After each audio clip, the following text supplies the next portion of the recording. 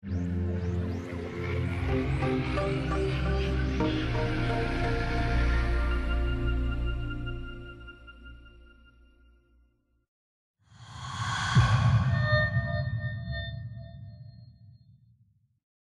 us and fight the good fight. So Haze is set in the kind of not too distant future, so about kind of 40 years on from now.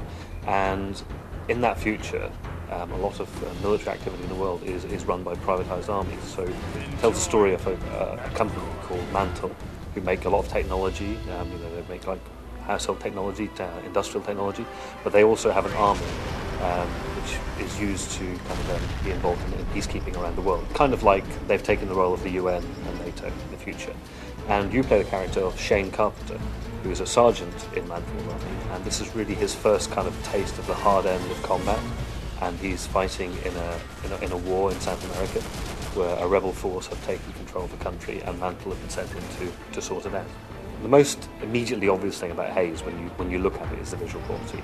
We've completely upped our game in terms of the complexity of the scenes and stuff that we're working with. And I think people used to Periodical's previous games who will be interested to see that we've gone for a very photorealistic style in this game. So a big part of Haze is based around Mantle's use of a kind of biomedical combat enhancing supplement called Nectar.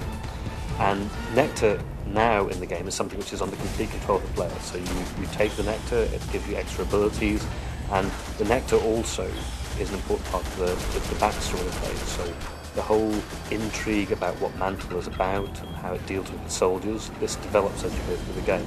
We like the idea of weaving the story and the gameplay very closely together. It's not an afterthought.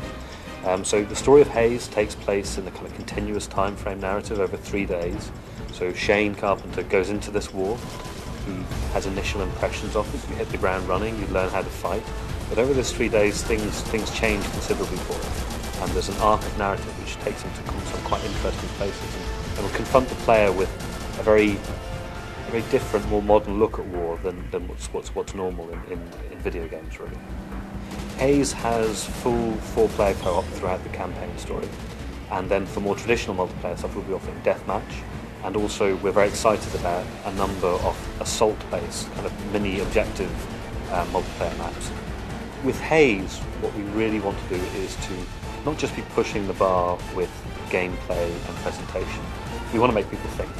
And for Haze, we're trying to examine more the feeling of the soldier in a war.